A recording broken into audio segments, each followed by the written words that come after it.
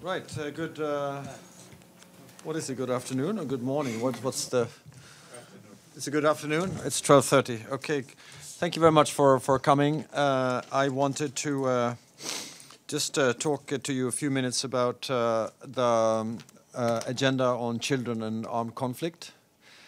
If you reflect on this time of year, is usually one where there's a lot of focus on the upcoming holidays, and that is really an event where children are in the center of our celebrations. And I think it's important to remember that unfortunately for millions of children caught up in armed conflict, their innocence has been shattered by war, and their expectations and wonder around this holiday season has been replaced by trauma of war. That's the situation for far too many children around the world. In Yemen, 130 children die every day from hunger and from the effects and disease that is a result of the conflict. That's one child every 10 minutes. In Syria, schools, supposedly safe space for children, are attacked with airstrikes, denying them both education and protection. I think you've been briefed today and certainly yesterday about the situation in eastern Ghouta in Syria, where the siege does that many children in need of emergency care are not receiving it because of the blockade. But I think in all of that darkness, it's also important to remember that some of the things that the UN has been involved in, including this whole child soldier, or the campaign against child soldiers, the Children Not Soldier campaign, has contributed to the fact that over 115,000 children have been released from warfare and from armies since the year 2000. So we need to also remember that the action taken here do have effects, and I wanted to focus a little bit on that work. But again, it's now a year since Sweden joined the Council, and I have to say that I remain really alarmed of how the deterioration of respect for international humanitarian law continues. And if you think about it, the cost for the civilian population of warfare is ever increasing, whereas the cost for those who wage war seems to be decreasing. And I think we need to reflect on that, and it's certainly something that we will try to reverse that trend for 2018. But we're not able to resolve all the conflicts that come our way, but certainly we can do better, and we can do things to protect children. And this is what I wanted to just say a few words about how we have conducted the work as chairman of the Children and Armed Conflict Working Group that I have chaired the last year, with the excellent help of Per Axel here, who is our expert on the matter. The working group, as you know, was established in a resolution adopted 2005, and its main task is to review reports that are coming in about violations of children and in armed conflict, and also to adopt conclusions and recommendations so as to mitigate and improve the situation for children. Now, as chair of the working group, we've taken a view that we need to be very active given the general difficult situation around the world. We want to make sure that the group is active, efficient, and more field-oriented.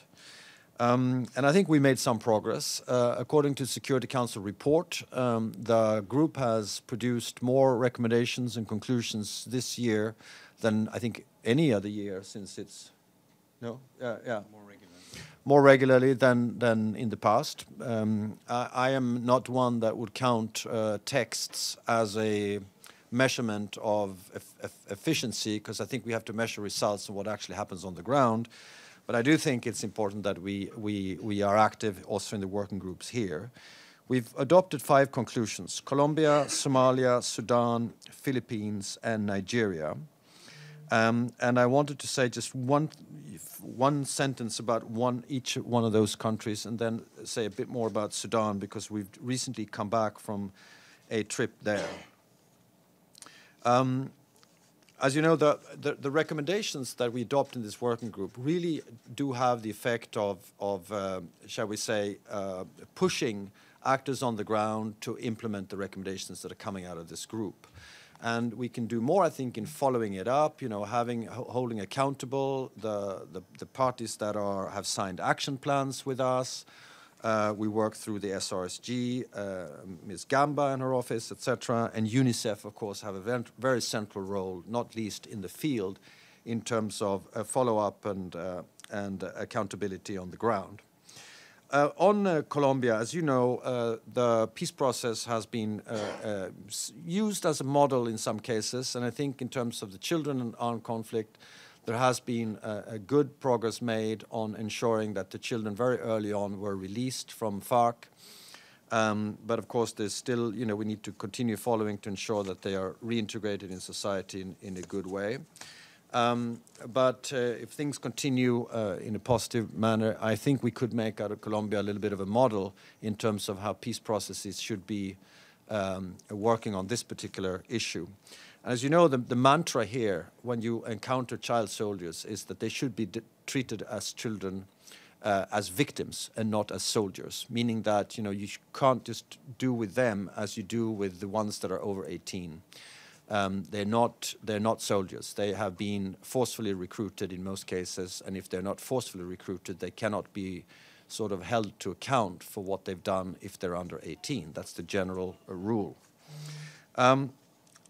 So that's on Colombia, and I want to say that the Security Council visited Colombia, and I made a big point about really raising these issues with the Colombian parties to the conflict, not least the government, but also to the FARC.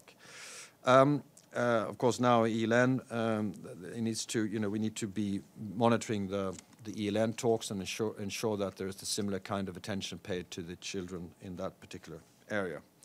On Somalia, as you know, here too we've taken recommendations. They are directed towards the government. Of course, you know that the main culprit here is really Al-Shabaab. They have a large portion of their soldiers being under 18. Of course, our interaction with the government is obviously much more active than the one with Al-Shabaab. So for the government, we've insisted to ensure that they, again, treat Al-Shabaab soldiers, if they're children, they are children. And when you are in an armed conflict like that, you also need to ensure that the way you carry out your warfare does, to every extent possible, protect the children on the other side. So the killing and maiming part of our mandate is very sort of relevant in the Somalia context. But it's also, the recommendations we take are also about donors. How do donors ensure that these issues are well covered in the way they cooperate with, in this case, the Somalian government.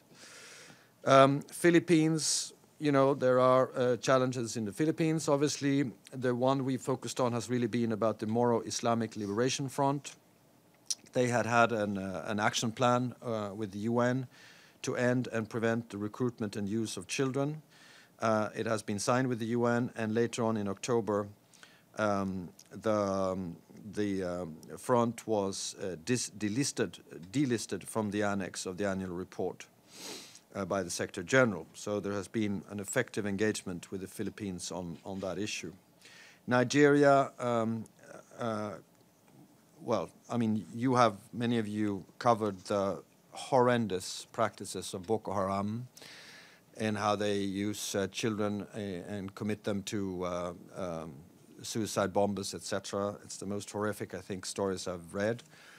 And I appreciate, by the way, how you cover all these issues, because that helps us in getting our message across.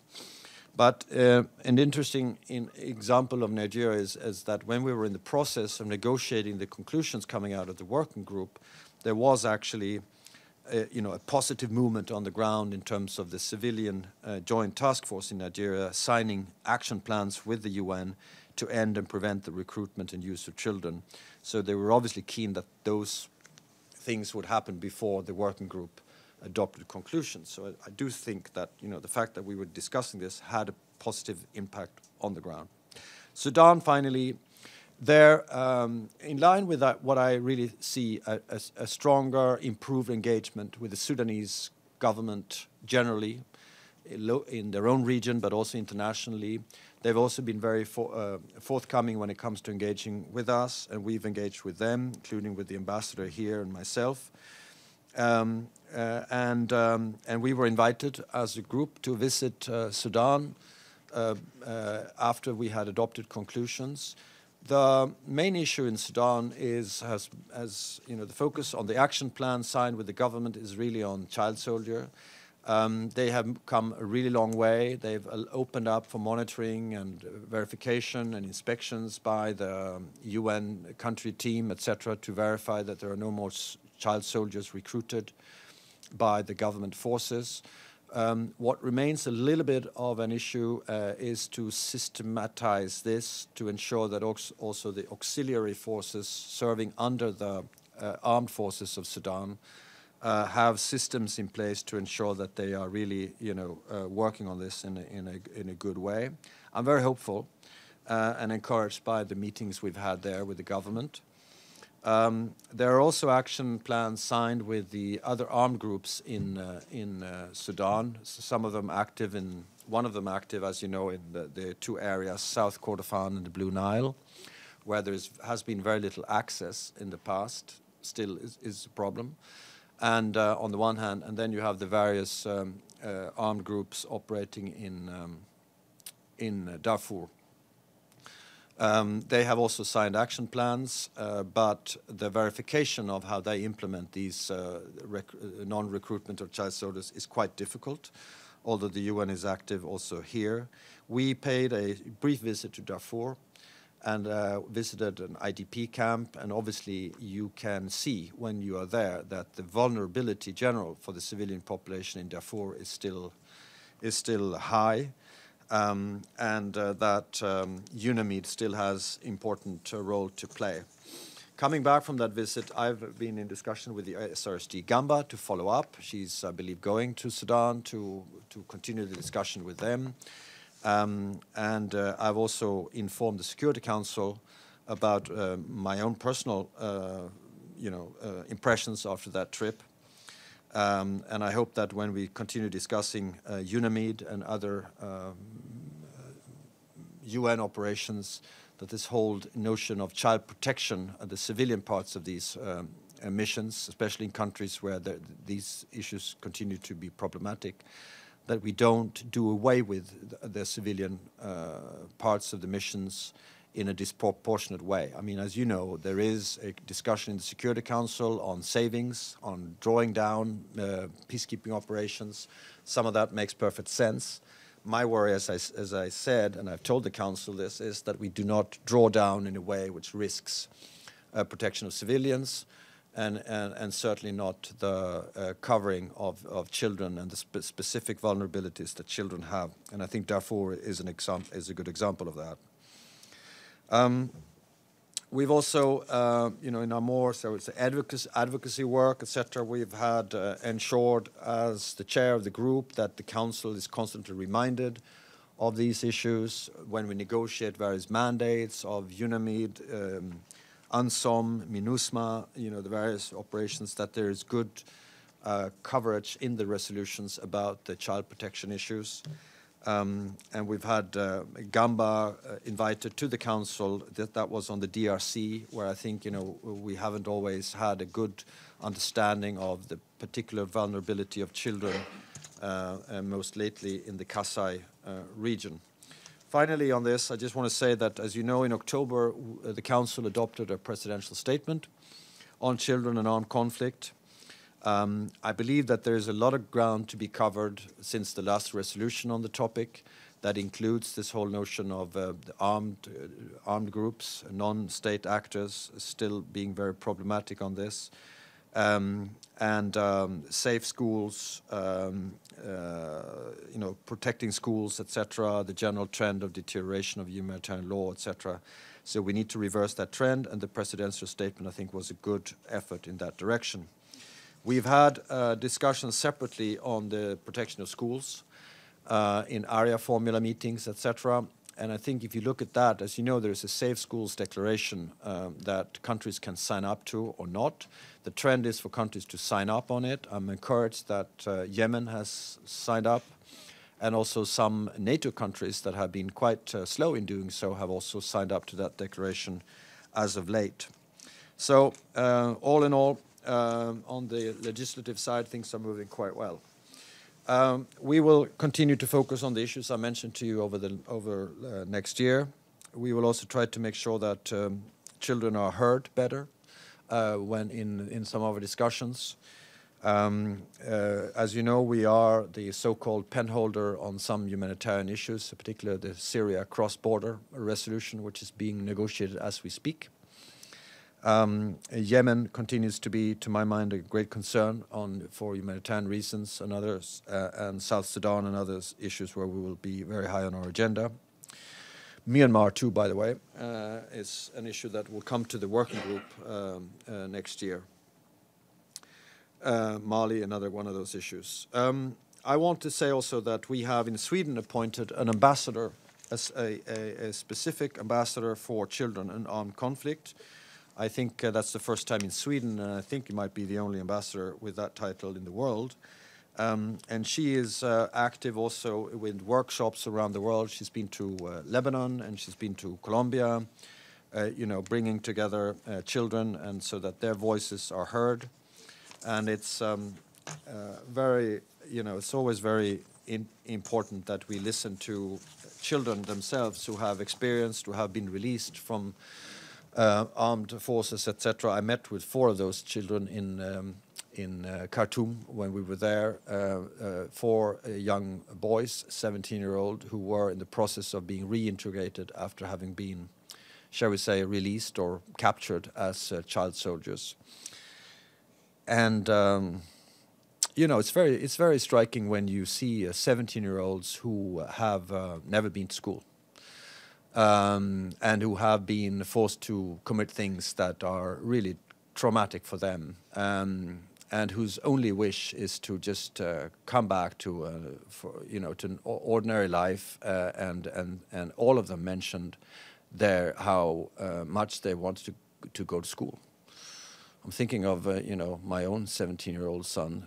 He wasn't that keen to go to school. It's just it's an amazing. It's an important reflection.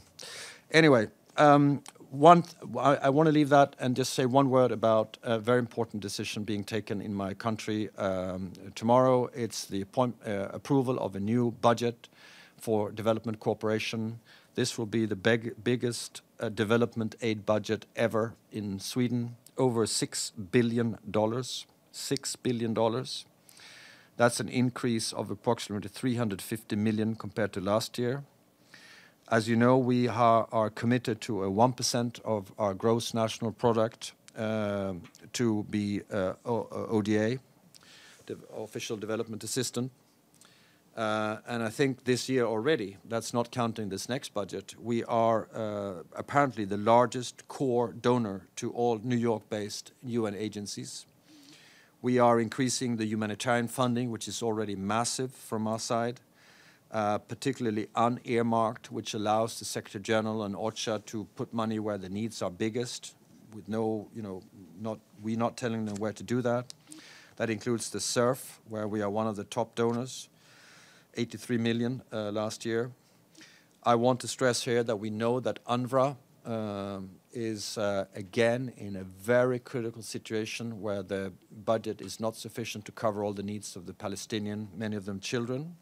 So we are, again, increasing the support for them, but I really want to urge, and help me in this message, for others to step up.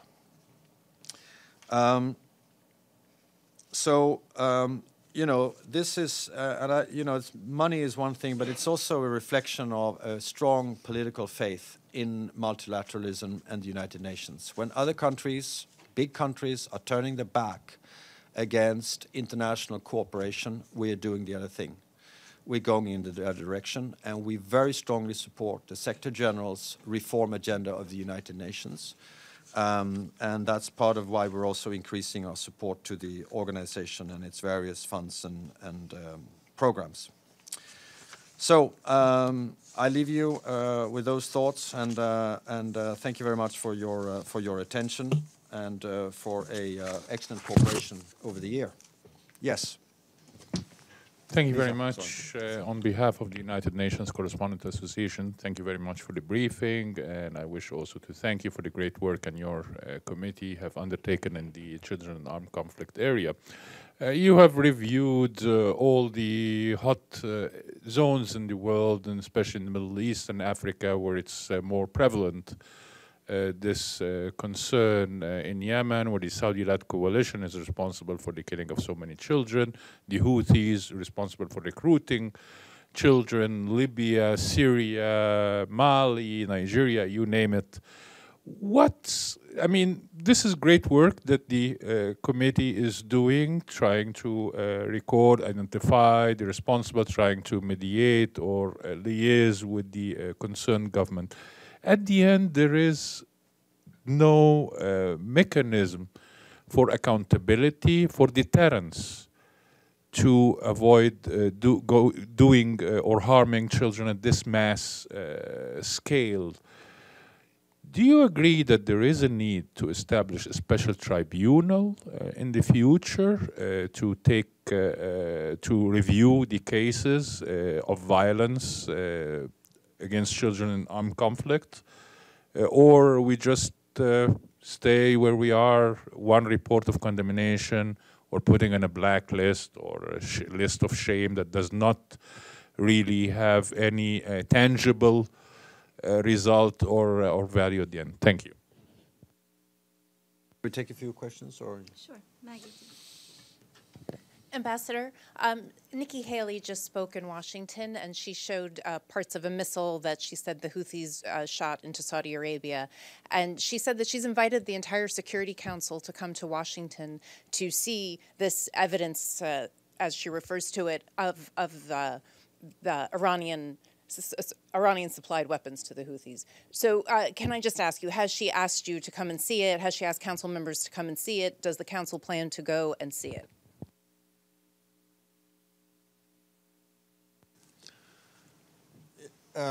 yeah, let's take one more. Yeah, again, follow up on Maggie's. Ambassador Haley said that she has irrefutable evidence of Iran's violations to the Security Council resolutions. And I wonder whether you agree with the assessment, and whether you believe that the Security Council should take an action in this regard. Also, on children and armed conflict on Syria, do you have any numbers of how many children?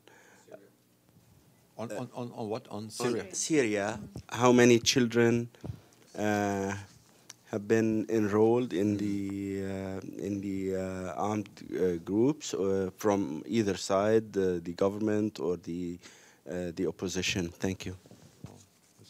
Thank you. Okay, let's just take those three. First, I'm very concerned about the lack of accountability, like you, on this issue. On a bad day, I feel despair. On a good day, I feel that maybe some things that we do here do have an impact. I do think that I don't think countries want to appear on the Secretary General's list in the annexes of countries who are, violating these rights. So I think that has a preventive effect. I don't think countries want to be figuring in consultations that the Security Council has, or on statements that are made by the Security Council, warning them against, or urging them to correct their behavior. I think that's true for what I think it's true for Yemen and the coalition and the Houthis, hopefully as well. I think it's true for many countries around the world, even leaderships in Myanmar and North Korea and elsewhere. I have to think so, and I think because you also see the very fierce lobbying going on to avoid an agenda item to be on the Security Council's agenda, or for us to deal with it. And that, to my mind, is that people just don't, countries don't want to appear in that category. So I think that has a certain effect, although it's by far not fast enough for a restless person like myself. Now, so I think I'll leave it at that, because I don't know whether separate tribunals, etc. The tribunals that are there for crimes against humanity and ICC, etc., are still not being as effective as we would have liked.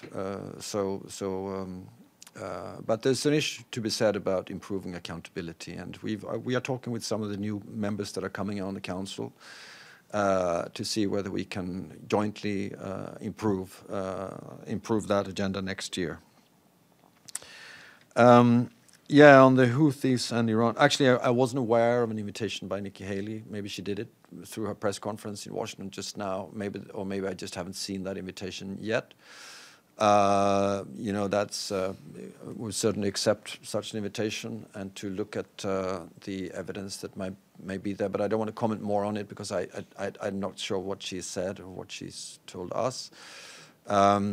There has been a very strong condemnation by the Council for the missiles that are being fired from Yemen territory towards their neighbors. The Iranian role,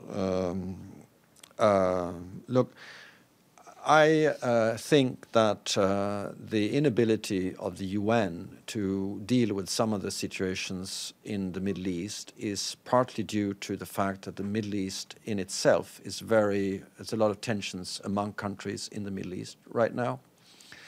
I think the absence of a framework that brings some of these countries together is a huge gap. It's a problem. It's a void that creates problems that go beyond the Middle East. In Europe, in the 1970s, in the middle of the Cold War, Soviet Union, United States, and others, West and East, were able to come together under the organization, or the then Conference on European Security, and that is now the OSCE. And if that was possible, in the worst times of the Cold War and the suspicion and lack of trust, I do think it would be possible for also the countries in the Middle East to start coming together around a table, to start at least building some sort of trust and confidence. And that would hopefully improve our possibility to resolve some of the issues, be that Syria or Yemen, and also to perhaps ensure that we can protect also Lebanon from any negative spillovers of some of these confrontations. And on Syria, let's see. Per-Axel has put some numbers here. Maybe you want to just mention them, and the credibility and where the sources are. This is about the numbers of Syrian groups using armed children, right? Yes, so I just took the latest numbers from the Secretary General's annual report that was published in October. And just to stress that those are UN verified numbers, so that's like the tip of the iceberg, because they are very strict in their verification. And they had 851 cases for armed groups, 29 for government forces, and 54 for pro-government militias. You can find all the details and of those cases in the annual report. Those being child soldiers. Yeah, child soldiers. And one thing on this report by the Secretary General regarding the Iran's compliance with the resolution.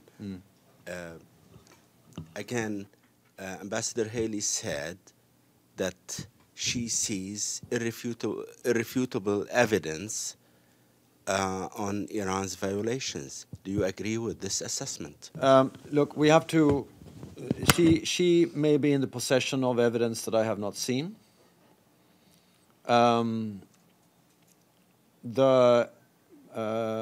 information I have up to now is less clear. So, but I'm absolutely open to further evidence of this, and so that's why I say I've been more than happy to accept such an invitation. Of course, it's the conversation. It's the kind of conversation we should have. Yeah. Thank you, Ambassador. Fumitaka Sato from NHK. I just want to confirm that the number, as to the child soldiers, 150,000, 115 was released last year. You mean? Former child soldiers have been released since the year 2000. Yeah. To now. Yeah. And as to this issue, that the last month there was an agreement reached at the Vancouver, saying that the PKO should be more committed to tackle with this releasing the child soldiers. What's your view on this PKO's more commitment? And also one more question about the different issue tomorrow. That there will be the ministerial meeting at Security Council on the DPRK's non-proliferation. Will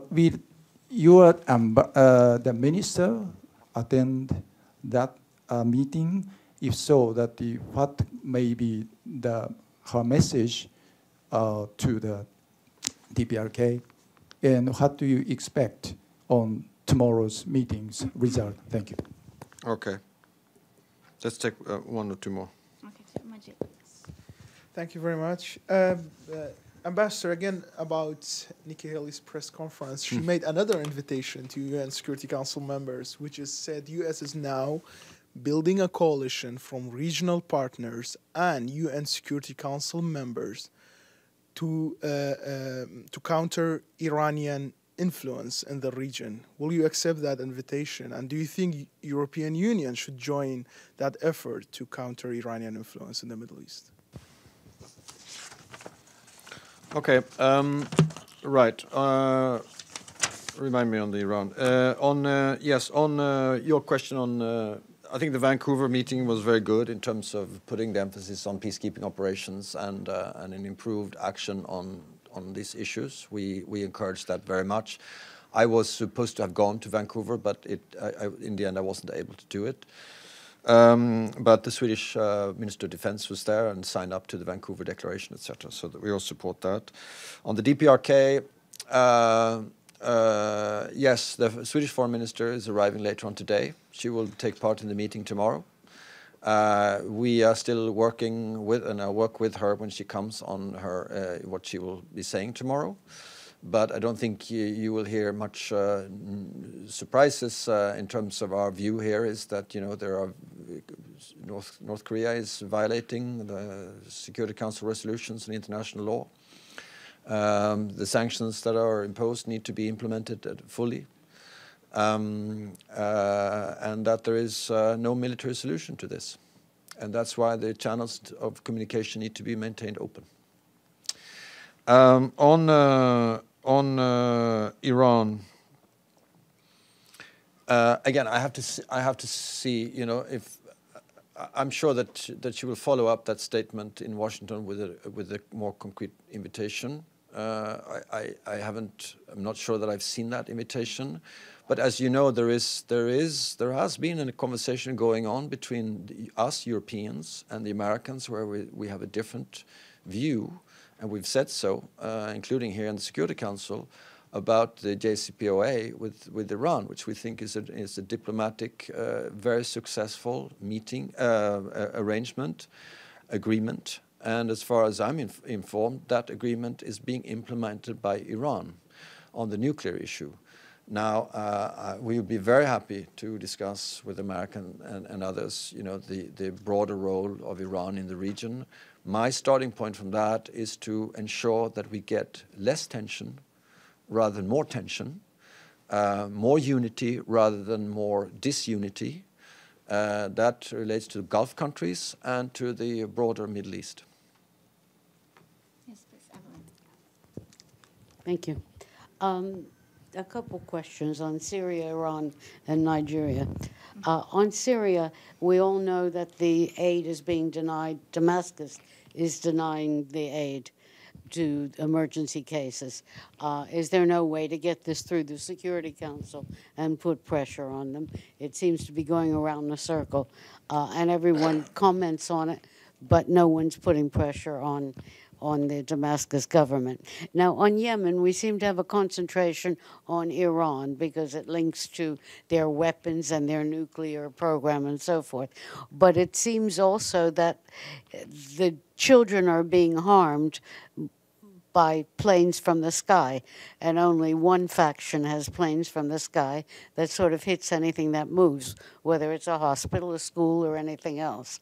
Is anybody embarrassed that at least 3 countries on the Security Council are giving arms to Saudi Arabia, even if they say they're looking at the end users? There's no way to really determine that. And then on Nigeria, there are reports that the military is raping the freed captives from Boko Haram. Did you run into that at all? Shall we take? Thanks a lot. Matthew Lee, Inner City Press, on behalf of the Free UN Coalition for Access. Thanks for the briefing. I wanted to ask about this policy issue in the most recent Children in Armed Conflict report of distinguishing between listed parties that have put in place measures during the reporting period aimed at improving the protection of children, and those who are not. Some people are saying, I mean, I wonder just what your view is, that it sort of cheapens the list and creates, some have said it, a list of good child killers versus bad child killers.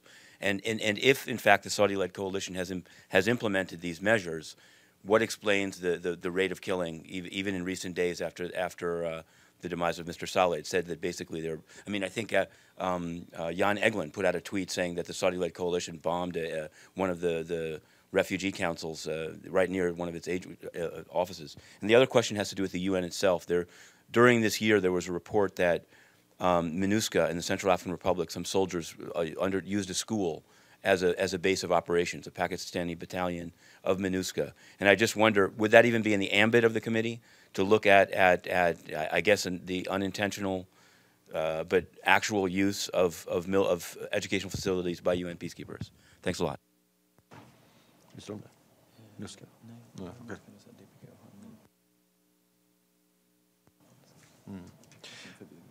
Okay, thank you. Let's see now, where were we?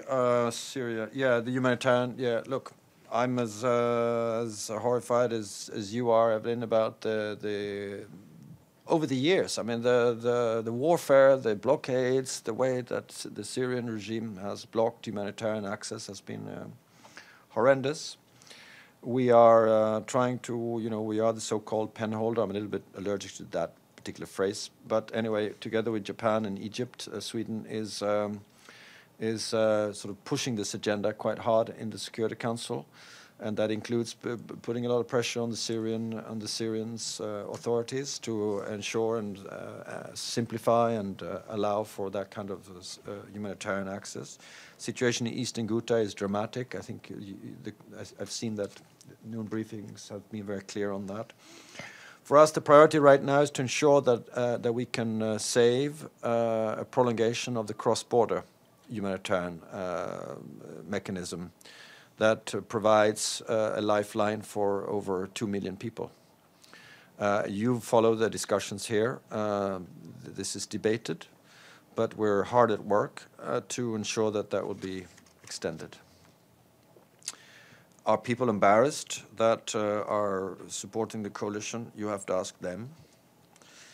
On the Yemen file, I don't think Sweden has anything to be embarrassed about on this one. Hopefully not on other issues either. Nigeria, on the rape, you said that they're, yeah. Look,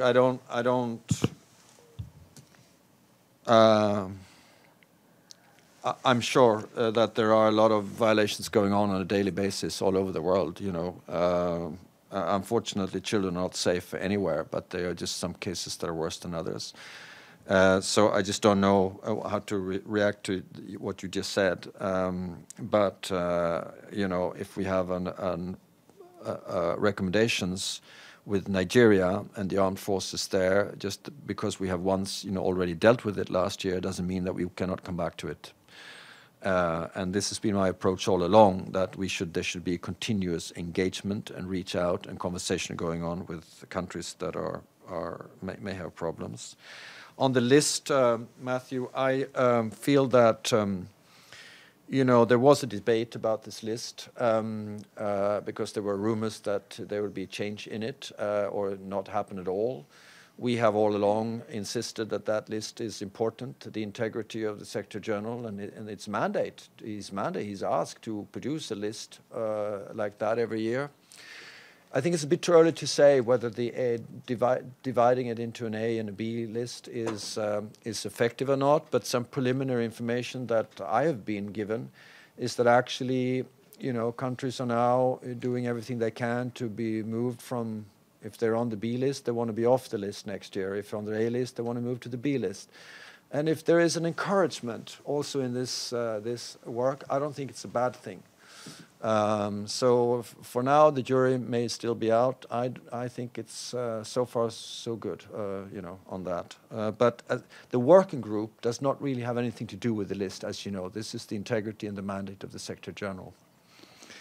The school you mentioned, I wasn't aware of that particular incident. It seems very serious to me, but I do think that the peacekeeping DPKO has a new policy in place, which very explicitly prohibits any such use of schools also and that kind of protected civilian areas of peacekeeping operations. I don't have the exact wording in front of me, but I think that this is if this is also an evolution going on, which we will certainly try to push for.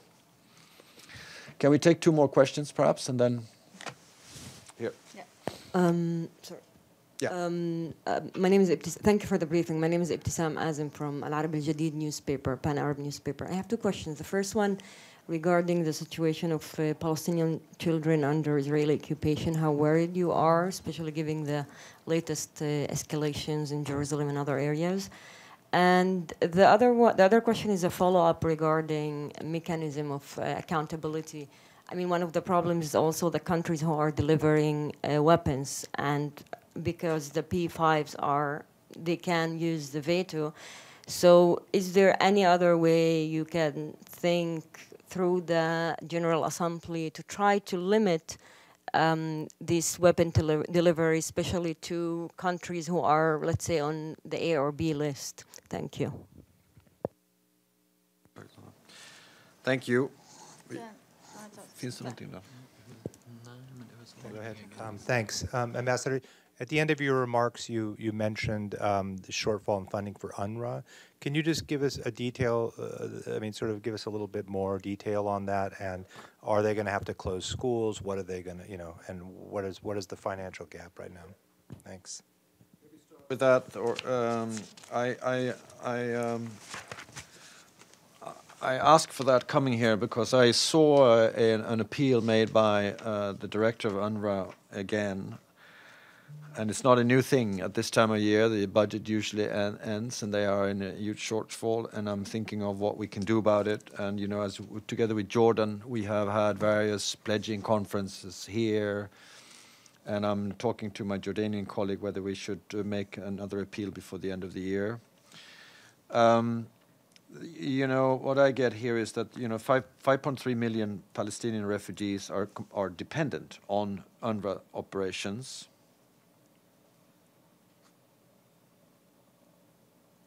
Sorry. Yeah, that's true. But and the deficit they have, the deficit now is of $49 million.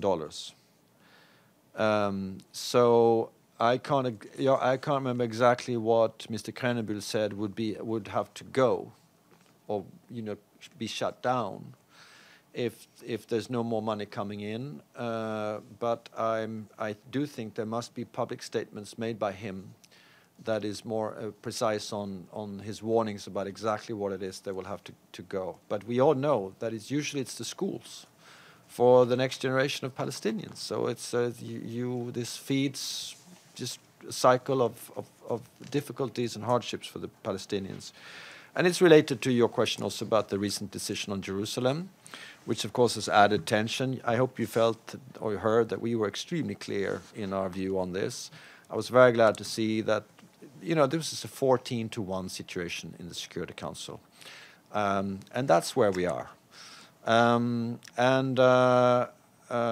people say, well, actually the tensions on the ground, the violence in the Arab world wasn't as bad as it could have been, etc. Well, I think it's pretty bad. The signal here is very bad.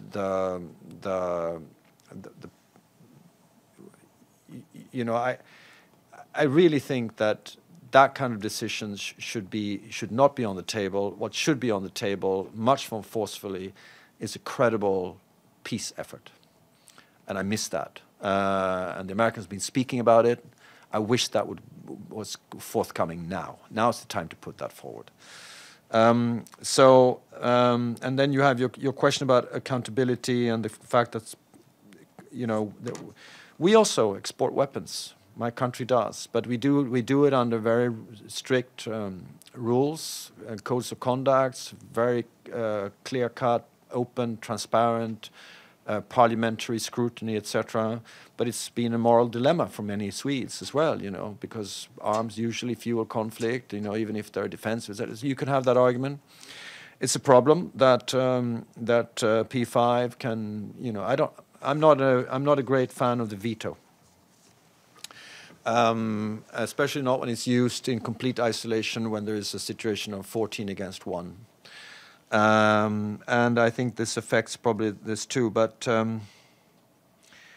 some countries, and I think maybe the US is a case in point, do have also for their own exports restrictions when it comes to countries that have a policy of recruiting children or have bad policies when it comes to protecting children. And I think they might even, and that's why I think also the list of the Secretary General does have an impact. And I think countries that figure there, at least in many national policies, it would make it even harder to export weapons to countries that figure on those lists. That would certainly be the case for us. I think the General Assembly has stepped in a few cases where there has been problems of accountability, including on Syria. I don't exclude that happening again if some countries continue to protect their clients the way they've done over the years, even in situations where there are clear violations of international regulations and laws. I hope that will be the case. All right, friends, thank you very much for your patience, for your questions.